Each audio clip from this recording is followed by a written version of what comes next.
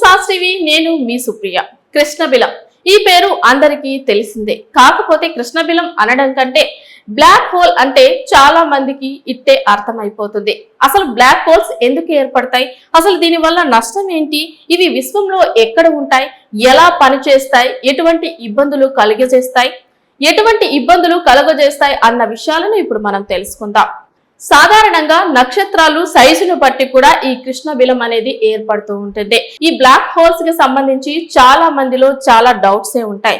ఇవి ఎలా ఏర్పడతాయి అంటే, నక్షత్రాల యొక్క జీవిత కాలం అంతరించిపోయాక ఇవి ఈ విధంగా ఏర్పడుతూ ఉంటాయి.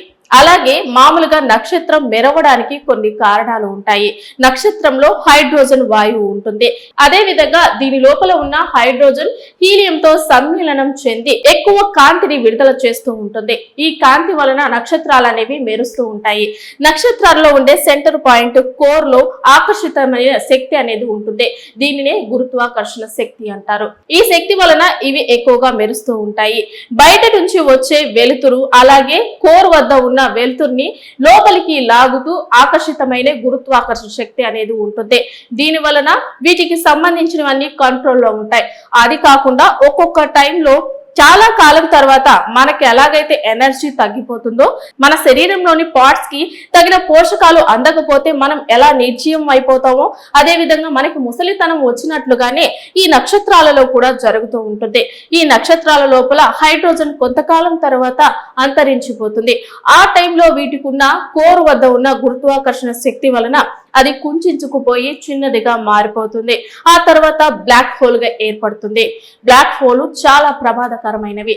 చాలా వరకు మనకంటూ బ్లాక్ హోల్స్ అనేవి ఎటువంటివి లేకపోయినా ఒకదానిని రీసెంట్ గా గుర్తించారు. కాకపోతే అది మనకి భూమికి దూరంగా ఉండడం వల్ల మనకి ఎటువంటి ప్రమాదం లేదు.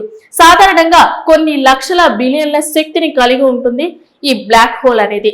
దీని వలన దానికి దరిదాపుల్లోకి వచ్చిన ఏ గ్రహాన్నైనా మింగేస్తుంది.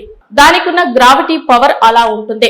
చాలా మంది పరిశోధనలు చాలా రకాలుగా చేశారు, కానీ ఏ ఒక్కరు ఈ బ్లాక్ హోల్ సైడ్ కి వెళ్ళడానికి ధైర్యం చేయలేకపోయారు. దీనికి ఉన్న గ్రావిటీ పవర్ వలన ఒకవేళ మనిషి అక్కడికి వెళ్ళినట్లయితే సాగిపోయి ముక్కలు ముక్కలుగా అయిపోయే అవకాశాలు ఉన్నాయి.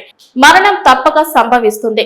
అందువలన అక్కడికి వెళ్ళడానికి ఎవరు సాహసం చేయడం లేదు. ఈ బ్లాక్ హోల్స్ ని ఎలా కనిపెడతారో అన్న విషయానికి వస్తే, నక్షత్రాలు ఈ బ్లాక్ హోల్స్ కి పరిధిలో ఉన్నప్పుడు ఎక్కువగా మెరుస్తూ ఉంటాయి.